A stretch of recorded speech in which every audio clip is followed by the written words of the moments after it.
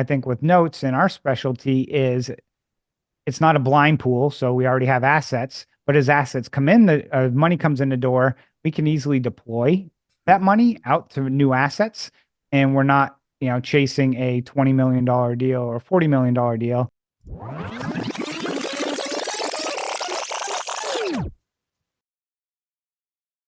Hey, everybody, welcome back to another episode of the Richer Geek Podcast. Today we have Christopher Seveney, CEO and co-founder of Seveney Investments. He brings over 25 years of real estate know-how, started in 2016 when he started getting into notes. Now we're going to talk a little bit about the niche that he has in buying the notes, and I think you guys will like it. How you doing, Christopher? Good. How are you, Michael? Good. I can call you Chris. That's fine. Yep. You go by Michael or Mike? Yeah, Mike's fine. Okay. So give us a little bit about your history. Everyone loves to see what kind of background you have, that you just didn't watch an HGTV episode and jump into something. So give us a little bit about the background. Yeah. Sometimes I wish I probably did.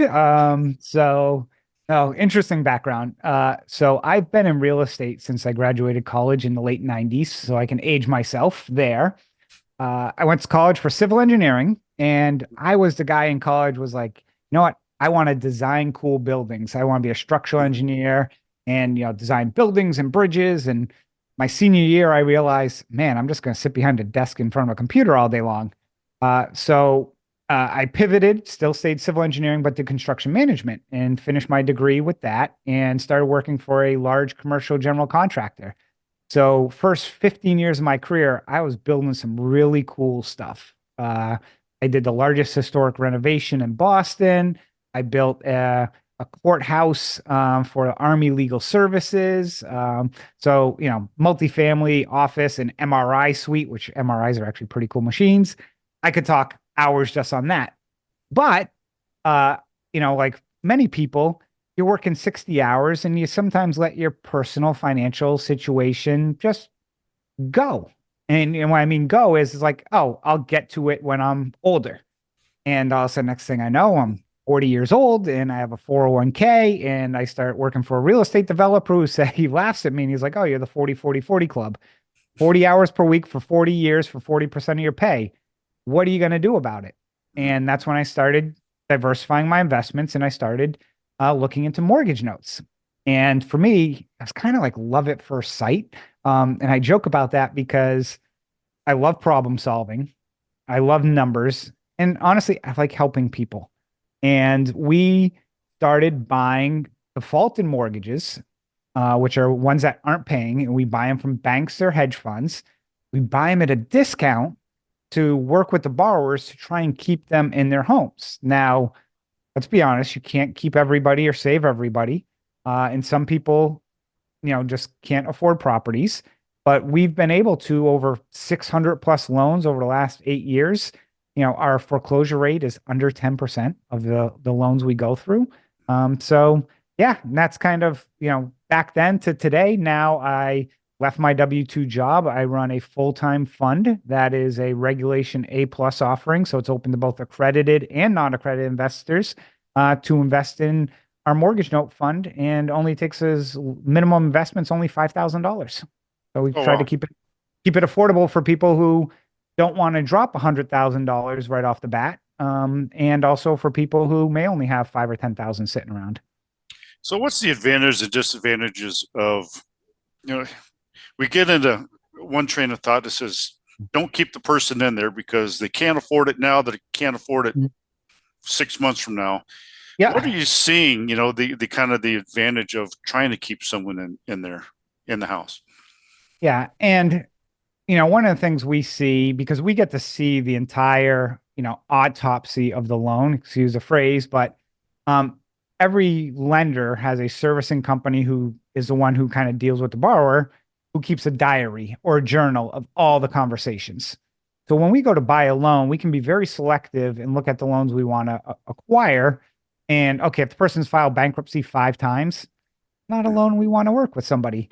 But most people just don't wake up one morning and be like, you know what? I'm not going to pay my mortgage this month. most people have some type of hardship of death, divorce, Right. job loss, or health medical. Hmm. And, when we get to evaluate that situation, we can underwrite and say, okay, is this somebody who we think we can work with or not work with? And in most instances, especially over the last few years, because of, the COVID pandemic we had, Hmm. a lot of people had lower reduction in pay or something happened that they got caught behind, but now they're back on their feet and they can start making payments. The issue is banks are like, oh, your payment's 1,000 a month and you're 12 months behind. You got to cut me a check for $12,000. And they're like, well, I don't have 12,000. And the bank, it just keeps snowballing. Where we can step in is say, okay, because we're buying it again at a discount, says, can you give us 4,000? And then can you pay 1,200 a month and put them on a payment plan that if they make those payments, then we'll adjust the balance, we'll recast the loan to work with them to give the new, basically updated payment schedule.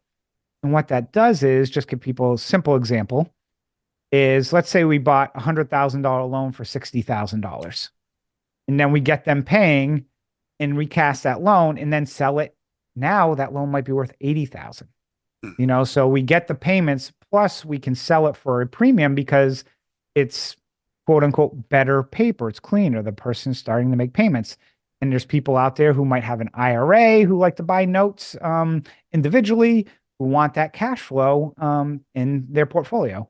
So that is really, we like to use a phrase. My business partner, Lauren, always will say we like to fix and flip notes, which is, but we're not fixing the property, we're fixing the borrower. And that's good because I know some people, and I've done this myself. It's more of like the rent to own. We come in, Yep. but then they get the house back in Mhm. 7 years. Whenever they can then apply for a new mortgage. How's it Mhm. work with yours now? You flipped it. Are they now lifelong renters? To the new person, or is it some type of program where they get? It's more like a Mhm. mortgage. Yeah, it is a mortgage and it's always in their name. So instead of, you getting a mortgage from Chase, and I'm just using Chase as everyone probably knows, I buy the loan from Chase. So I'm just stepping in Chase's shoes. I don't own the property. You don't call me if your toilet blocks or you don't call me if the roof leaks because I'm just your bank. You just send Yeah. me your monthly payments. And we rarely, if ever, will take possession of that property. We will act as just that lender in the situation. Now, I know what you're referring to. There's other people out there who will kind of step in and rent it back, take Hmm. property and rent it back to them. I've owned property, I've built property. I don't want to be their landlord. Yeah. I want to be their bank, so they're not calling me on Sunday telling me the toilet broke. I have nothing to do with it. We just on the first of the month, did the payment come or did it not come? Yeah, yeah. I don't call Chase if my water heater goes out, right? Yeah, it's Yep. so that's Or if good, you do, it's going to take 20 minutes to get to somebody, and then you're not going to know what to do. So, right? And they'll transfer you to someone else, and another it goes again. yeah. Um, Regulation wise, was there anything that some people talk about the Dodd-Frank Act? There's some other different things like that. Um, Mhm. if people are kind of know what that is, and people are like going, "Well, wait a minute, can Chris do this?" Because he's Mhm. not an official bank. Yep. What are some of the regulations, and what have you thought about those type of things that I think Obama passed? Yep. Um, Yeah. So the Dodd-Frank, great question because mhm. there's tons of regulations. Mhm. And to be frank, God, Frank, Mhm. we get licenses in states we're required to. I will say that the government really hasn't caught up yet on the fact that banks would sell loans to individual investors or to funds. There's an underwriting process of how to deal with a borrower. But the whole asset sale side of things is kind of like, they haven't caught up, but it's not to say it's the Wild West where we have to be extremely careful is we will not talk to the borrower. We're not the ones picking up the phone, calling them, asking them if they're making their payment. We use a third-party licensed servicer. And the reason that is so important is they are, call it the gatekeeper. They're the ones tracking the payments. They're the ones saying, oh, here's how much interest is owed. So it's not Big Brother watching the hen house saying, well, here's what you owe in interest, and I'm just pulling it out of my back pocket. They have to be licensed, they get audited, they have states coming in to make sure they're calculating things properly. So for us, think about the best situation is think about you owning a piece of real estate and hiring a property manager. That's very similar where we're the lender hiring a note. I don't want to call them a manager because they don't manage the loan for us, but they're the ones who keep the books for us. They service it kind of. Yep, They're just, exactly. So when yeah. people who are listening, if you own a home, you don't pay the lender, you pay their servicer. And a lot of times you'll get a letter in the mail saying, now make your payments XYZ. The reason that happens is your loan was sold. Another bank bought it and they're just switching servicers. So if you're non-performing, it could be to somebody like us. Most people don't even know who actually owns their loan because they're sending payment to that servicer. Yeah, that makes a lot of sense. And, I just wanted to kind of clear that up with, Yep. Because some people are like, yeah, who knows, because it's the government loves to regulate and there's just all these different things. I will add, though, that's what gives us a competitive advantage because there is a lot of regulation that people don't want to get involved in the space because you need license, bonds, audited financials. There's lots of things that are needed that are cumbersome. And let's be honest, people don't like to do work. Yeah, well, exactly. That's our nature.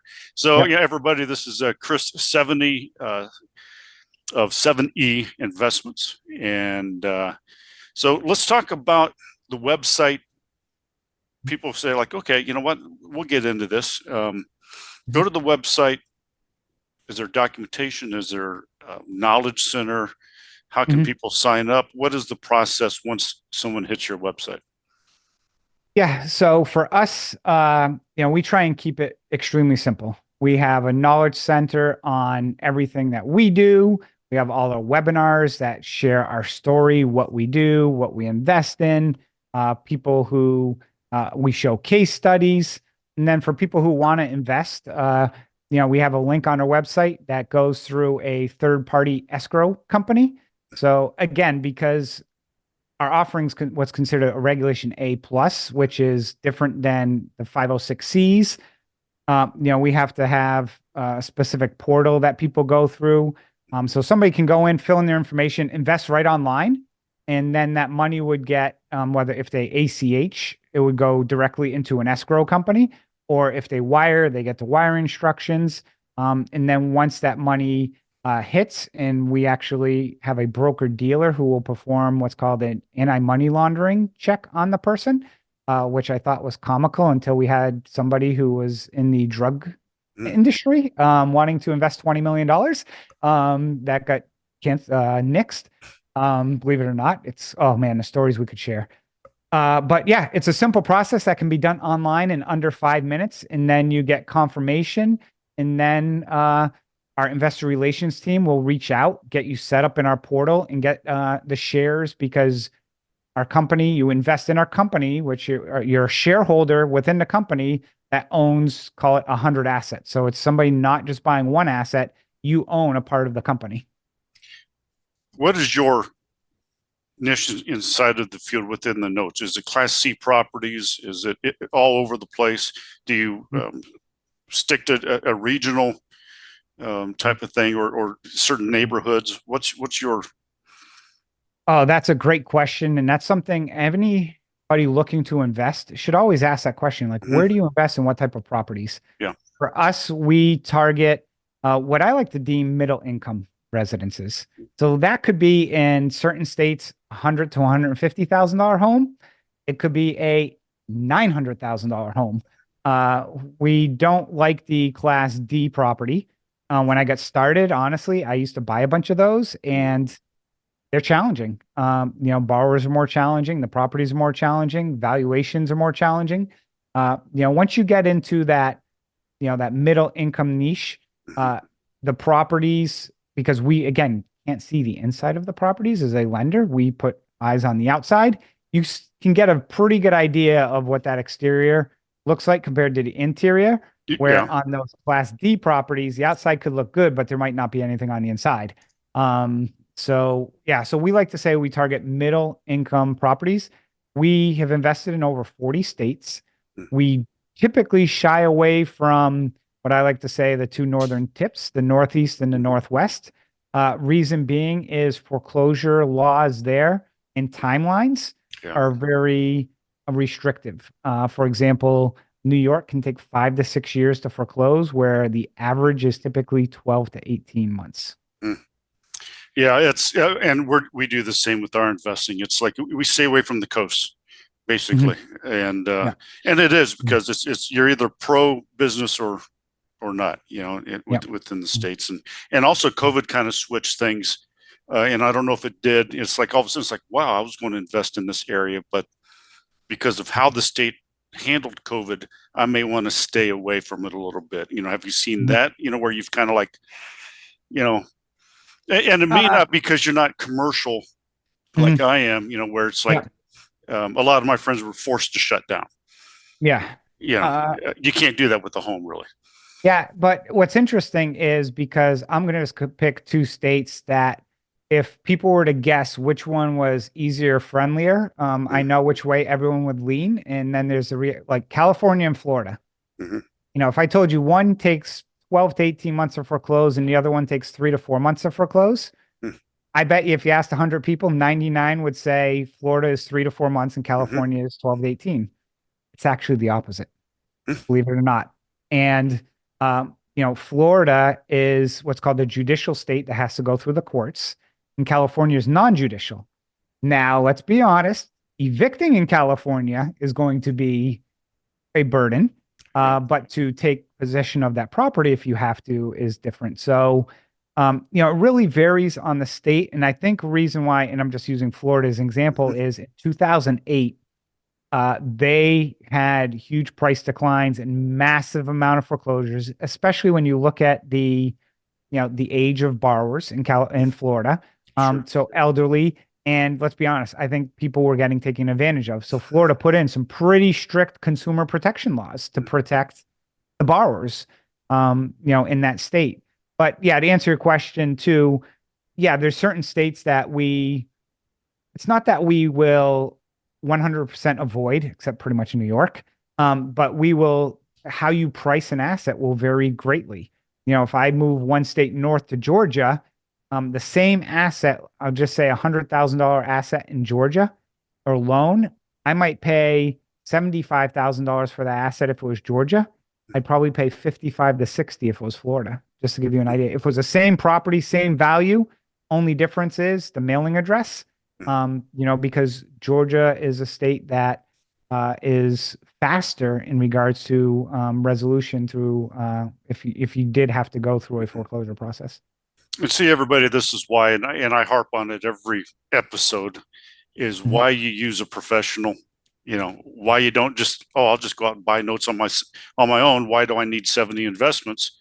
Well, it's Mhm. because Chris and his company has taken the time to look at the state regulations and do all the work for you. All you have to do is ACH the funds, and you become an LP. You take the Yeah. headache away from it. Mhm. Now, another good question I'd like to ask you is, why do you think that you went towards notes? And we went on a little bit. You don't want Mhm. to be the landlord, Yep. but what is it about the note that just makes it a little bit easier? Because you think there's like, well, now I'm someone's bank. Mhm. Um, why is that process? And then the second part is how long do you hold it for? Mhm. And because maybe in the flip process, you don't have to worry about the longevity of Mhm. what's going to happen with that note. Yeah. So, both great questions.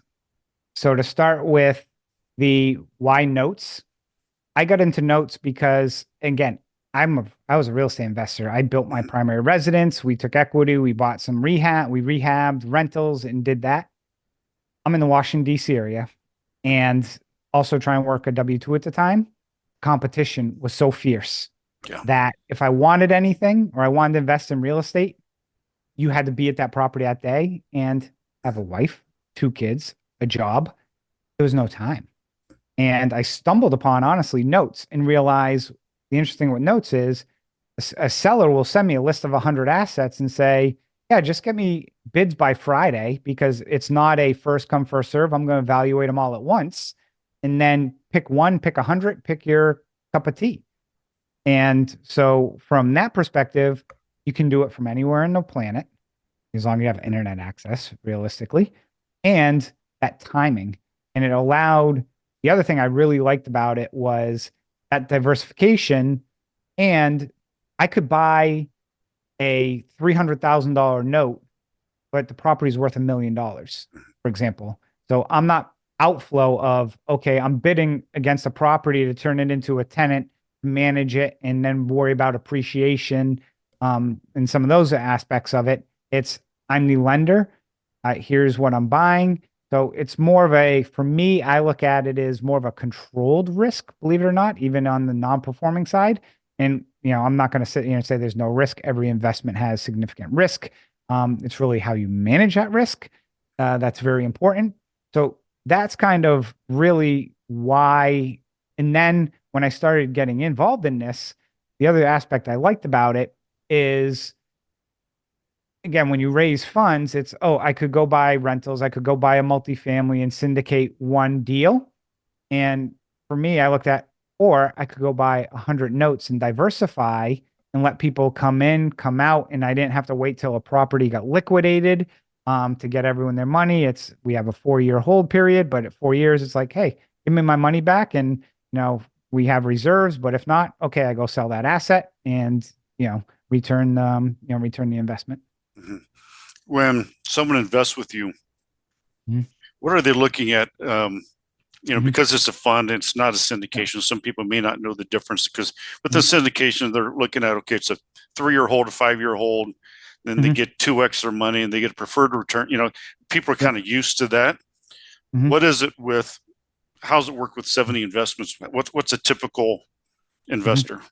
Yeah. So we are a true income play, where investors will invest. They will get a monthly distribution, which ranges from 8 to 11%. We don't have acquisition, disposition, management fees or any of that. I get paid a salary.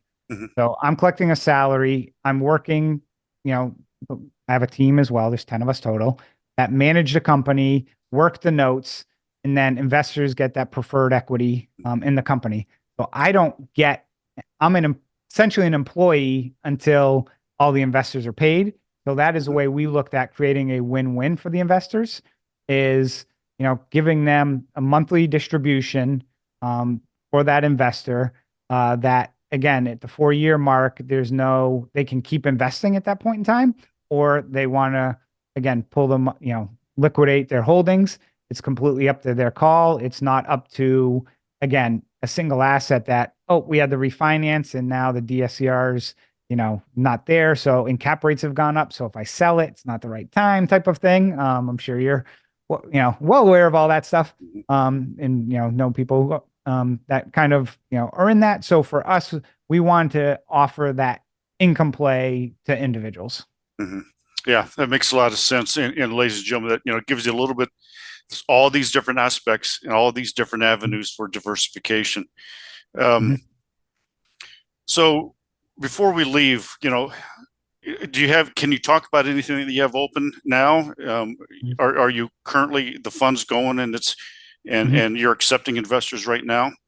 Yeah, it's a evergreen fund. It's open and we keep it open so investors can come in. So if somebody invested, today is, middle or early June, if somebody invested before the end of the month, their shares would be issued July 1st. So August 1st, they would receive their first distribution. So, right off the bat. And, one of the great things again about, I think with notes and our specialty is it's not a blind pool. So we already have assets, but as assets come in, the money comes in the door, we can easily deploy that money out to new assets. And we're not, chasing a $20 million deal or $40 million deal. Our average loan is roughly, I think right now about $200,000 balance. The average investor we have right now, I believe it's over 700 investors. The average investment is right around $35,000. Very good. Now, given today's economy, the interest rates, does it work in your favor? Because here I would think that there's a lot of probably 4% loans out there, or 3% loans that may be coming. They're behind, and you're like, wow, I can get. Mhm. Has this worked in your favor or not? The not yet. And the interest rates don't have a direct correlation because we buy to target a yield, and the interest rate when that loan was written is fixed. So it's not like the loans are variable. Mm-hmm.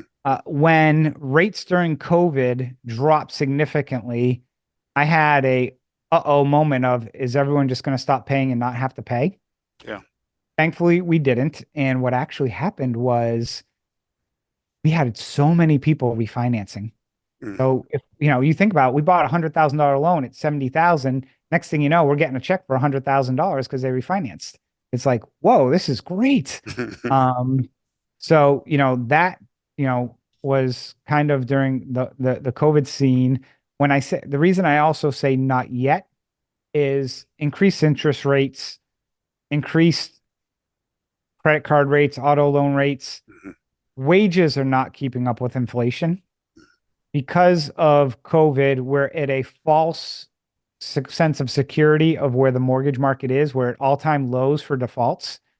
But when the government pumped, I don't know how many trillions into the economy and gave people check after check Yeah. to pay their mortgage or whatever the case may be, or give the banks leniency, we're at all-time lows. We're starting to see significant increase in defaults, which we'll probably get back to the norm, which, to give people an idea, mortgage, it's a $16 trillion industry.